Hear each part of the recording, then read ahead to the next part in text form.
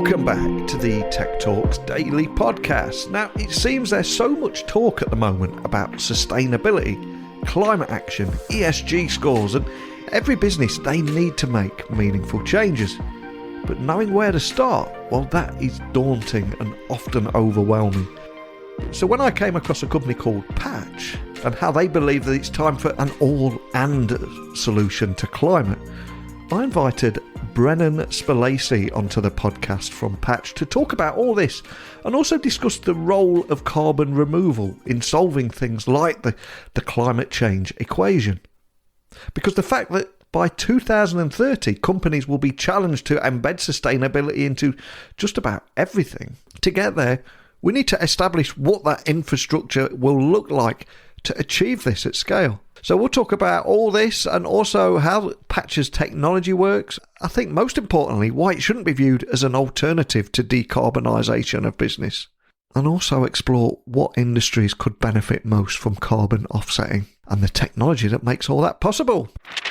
But before we start today's interview, I just wanted to give a quick mention to our sponsors, because this month the podcast is brought to you by Flipper, which is the #1 marketplace to buy and sell online businesses and startups. So, do you run your own online business?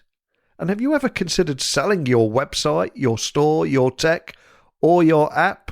Because with world-class combined matching technology, dedicated brokers and end-to-end services, all at the most efficient price, Flipper is making it simple to sell your online business. So to get a free valuation, visit my friends at flipper.com/techtalks, where each month thousands of online business owners exit with Flipper. Again, visit flipper.com/techtalks. But enough from me. Buckle up and hold on tight, because I'm going to beam your ears all the way to the US, where Brennan is waiting to share his story. So a massive warm welcome to the show. Can you tell the listeners a little about who you are and what you do? Yeah, absolutely. Thank you so much for having me, Neil. Hello, everyone. My name is Brennan Spellacy. I'm the co-founder and CEO of a company called Patch. At Patch, we build software that helps corporates launch and automate their sustainability programs.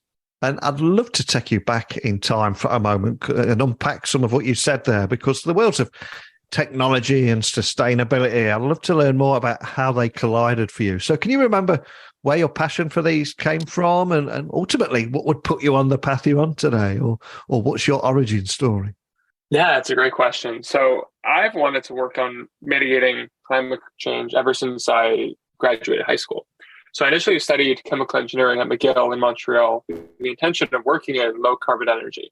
Didn't work out. I only got jobs in oil and gas coming out of school. So instead, I put the chemical engineering on hold and became a software developer at a few technology companies, most notably Shopify and then Sonder.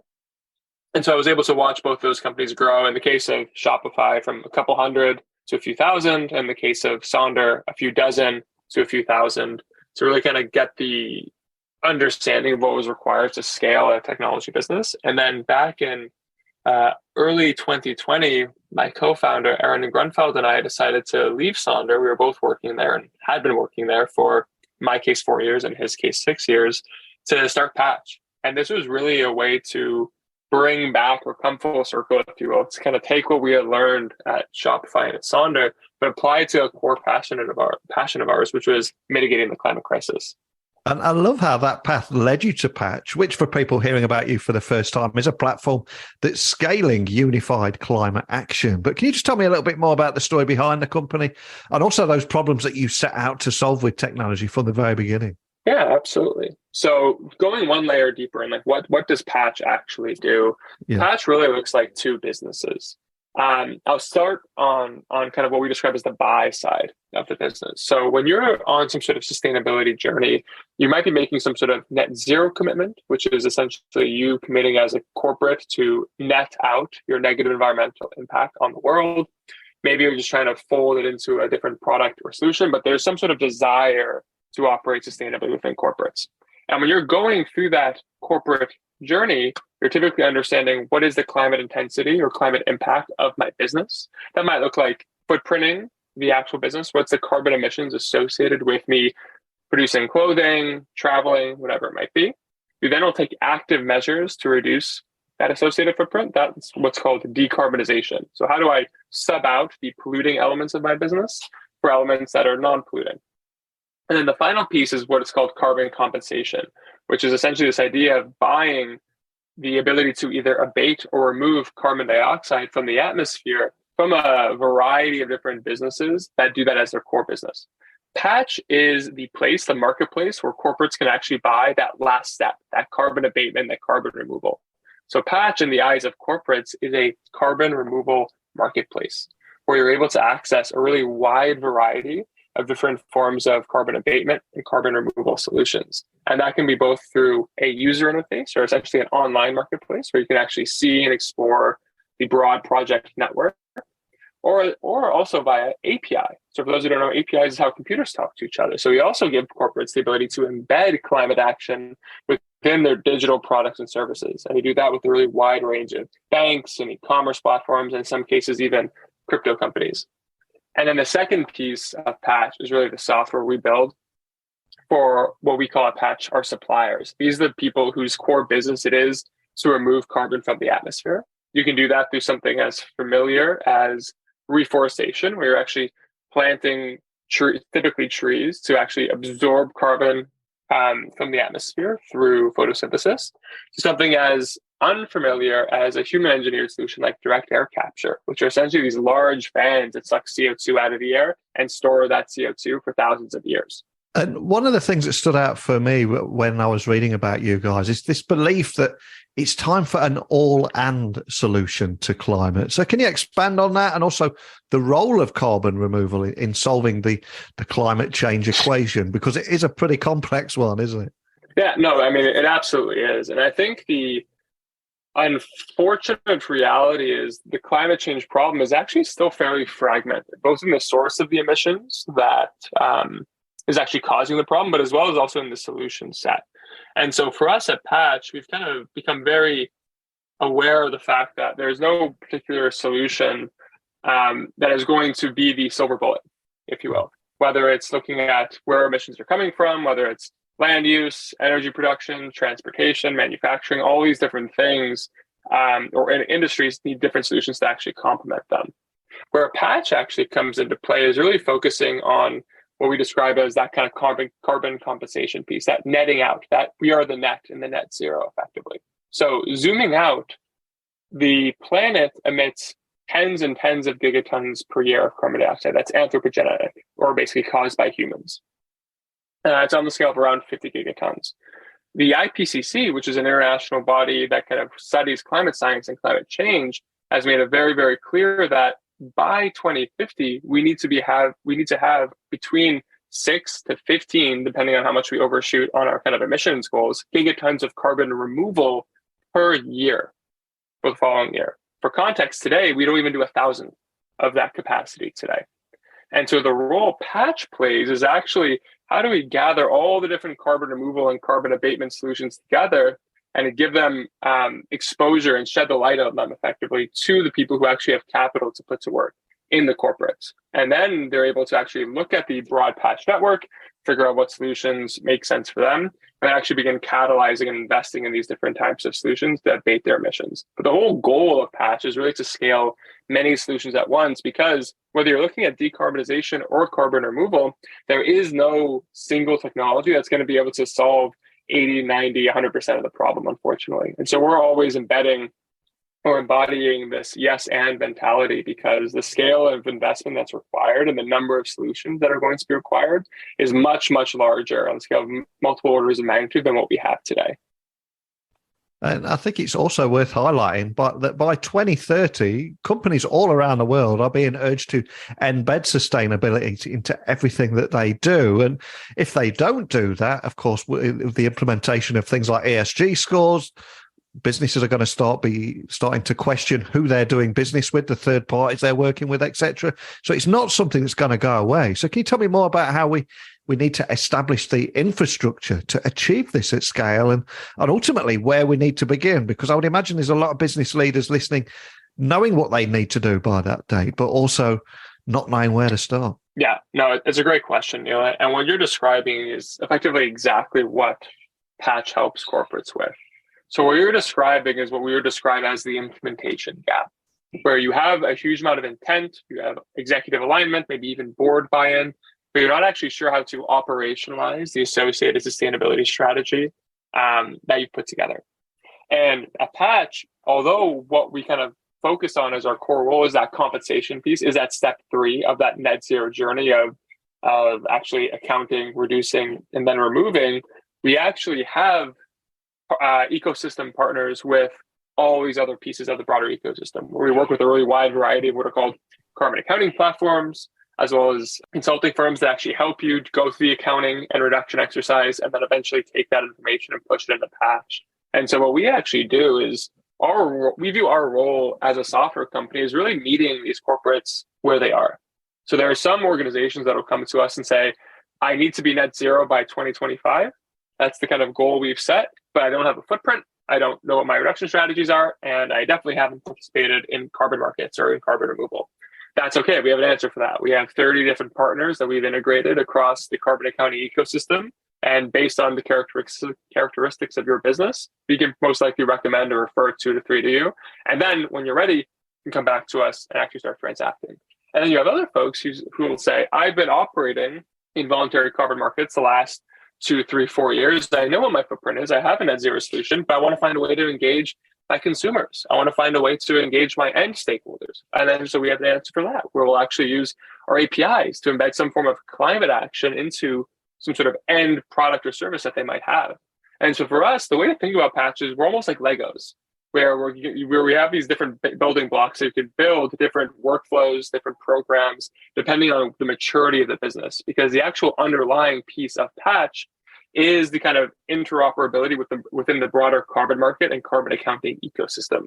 And so when you have that amount of flexibility, it's actually very easy to kind of use Patch as a jumping off point for wherever you are in your sustainability journey. And I would imagine for most people listening, climate change is not something that they just see on the news or read about in newspapers or books. They see it everywhere that they live, and we will have people listening all over the world. And given the recent geothermal events, I'm curious, are you seeing attitudes change, and do you think this space is more prime for investment than ever before?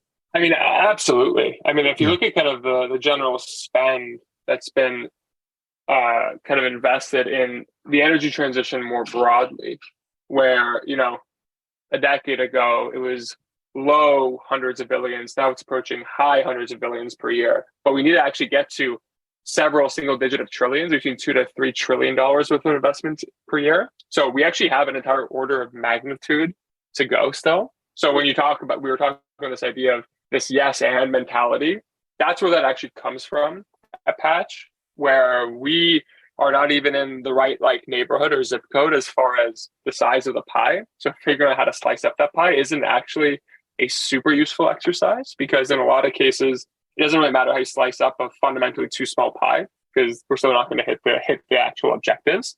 That being said, we're on this fantastic trend. And that trend, which is basically investment's been really dramatically increasing over the last couple of years. And that trend is really being catalyzed by individuals, where although a single individual does not have a huge amount of influence, businesses, investors, and policymakers are seeing this secular shift where individuals who are entering kind of both their prime spending and voting years between millennials and Gen Z are beginning to actively spend and vote with their dollars and be incredibly values aligned. And that's what's catalyzing this change. Because if you look at, where is the majority of spend or voting going to be in 5, 10, 15 years, it's going to be from all the people who care a lot about climate change today. And that's why that's effectively Patch's theory of change. It actually starts with the masses, but then it gets implemented by the organizations with a huge amount of leverage in businesses and policymakers and investors. And of course, we are living at a moment in time with economic uncertainty, high energy prices, and much of the world is plunged into a recession right now. And many investors are looking for quick wins. And of course, traditionally, investors can be quite impatient, to put it politely. So can you expand on the importance of investors taking a more long-term view when it comes to climate technology and solving those bigger problems? I think it probably depends on the investor, to be Yeah, honest. I'm not I'm not an investor, like, yeah, first and foremost. And I think, as far as patience, I think folks who are actively managing their positions probably are a little bit more impatient, where they're looking to, maybe they're actually traders, or maybe they're looking to get a return in the next 1, 2, 4 quarters. But the idea of like patient capital and long-term investment exists in many different sectors, and kind of energy transition is one of them. And whether you're looking at a PE fund, whether it's a sovereign wealth fund holding for 20 years, like, there's actually massive, truly massive pools of capital in the world. In some cases, that's actually being administered by nations in the form of sovereign wealth funds, that can wait and are willing to wait and want to kind of use capital as the mechanism to drive this change. And so for us, we're kind of seeing this shift happen in the long run. Now, there's always going to be bumps along the way in the short term. I mean, we're even having this in the US, where there's a little bit of infighting on ESG investing and how to think about that. But that lasts an election cycle. That is not powerful enough to truly overcome the secular trend I was mentioning before, which is, this is just how the next 1, 2, 3 billion people who are actively spending and thinking about how to spend their time and their money and who to vote for. That is not, like, those speed bumps is not powerful enough or not significant enough to overcome that broader 10, 20-year trend. And that's really where a lot of the alpha is from investing anyway, is when you're holding and compounding over several decades rather than flipping equities in the short term.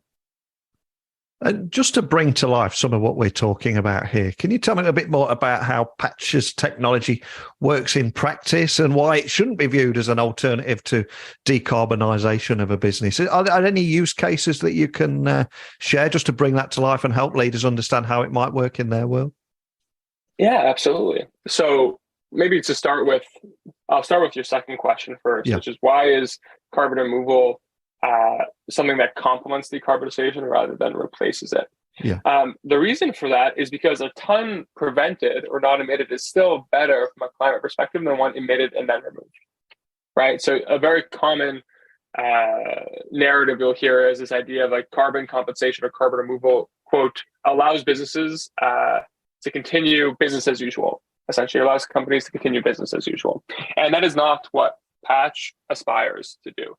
That being said, there is no ignoring the hard science of, there are going to be hard to decarbonize industries, as well as we are still in a situation where the amount of CO2 in the atmosphere today is far too much. And so we actually need to be net negative as a civilization in order to slow and even prevent and eventually reverse the heating that's taken place over the last 30, 40 years. So that's why you have to complement the decarbonization with carbon removal. You can't do one or the other. Gotcha. No, that makes perfect sense. And are there any use cases you can share for some of the work you do? Yeah, absolutely. So I think, the kind of core verticals Patch sells into are primarily kind of large Fortune 500s trying to hit some sort of net zero goal. E-commerce platform. So we work with a company called Afterpay, known as ClearPay in the UK, which is effectively a buy now, pay later company. They compete with Affirm and Klarna. What Afterpay does is they've actually used Patch's APIs to give end consumers the ability to take climate action from within the Afterpay app. So they have several millions of monthly active users in the platform, and those monthly active users are actually being shown after they buy something, this was the associated climate impact of that particular purchase. Would you like to take action to compensate the emissions associated with that purchase from within the application? And they're actually able to choose which project and initiative they want to spend their capital or their money on. All of that is actually powered by Patch's APIs. And if someone was to do that, let's say they bought something and they want to offset and they want to make a difference, how do they know where that money goes to making a difference and doesn't get swallowed up in corporate red tape? Is there any kind of transparency here? Yeah, absolutely. So that's all standardized within the platform. And so you're able to really effectively have the pizza tracker or shipping tracker version of understanding where are the funds, when have they been transferred, when has the actual work been done. So Patch actually holds funds back until we get proof from the carbon removal developer that they've actually done that particular work, and then we release the funds. And so you're actually able to track all these different timestamps along the way. Now, if you're a company like Afterpay or another organization, you might decide to show that detail, or maybe you might decide not to show that detail. And so for us as an API business, we both expose that in the dashboard and in the API, but then it's really up to the integrators to decide whether or not they want to communicate that to their end stakeholders. And that's really a product decision for the people that are buying Patch. Yeah, and I think that transparency is so key in getting buy-in from people so they can see that difference that they're making. And are there any particular industries that you think could benefit most from carbon offsetting? Because, it affects each and every industry, of course, but is it some more than others? Yeah, so I don't really think about this idea of who would benefit more or less, because at the end of the day, like, it should really be 10 to 20% of everyone's particular solution or solution set. The way that I would actually think about it, though, is there are some solutions in Patch that are more expensive on a per ton basis. On the scale, we have some solutions in like nature-based options that are $10 to $30 per ton. And then we have other solutions that are like $1,000 to $2,000 per ton. And those $1,000 to $2,000 per ton, one of the reasons they're so expensive is because those technologies are more immature. Those are like the direct air capture companies of the world. And the way that I would think about this is, well, who actually has the budget per ton that can actually afford that high price point? And so we've actually done an analysis at Patch that actually looks at this idea of, essentially looking at the total profits per industry, so financial services, healthcare, energy, et cetera, and then actually dividing that by the total emissions associated with that particular sector, and basically taking 2 to 3% of that number. So imagine a world where you're saying, what's the price per ton that a particular sector could afford if they were to allocate 2% of their profits to offset their entire footprint, okay? Not reduce it, but offset their entire footprint, just as like a super, it's kind of like what like the most aggressive number actually is. Or lowest number actually is per ton they could afford. And what you realize is that there are some industries like healthcare and financial services that can afford $400 to $500 per ton if they were to allocate 2 to 3% of their profits for their entire footprint.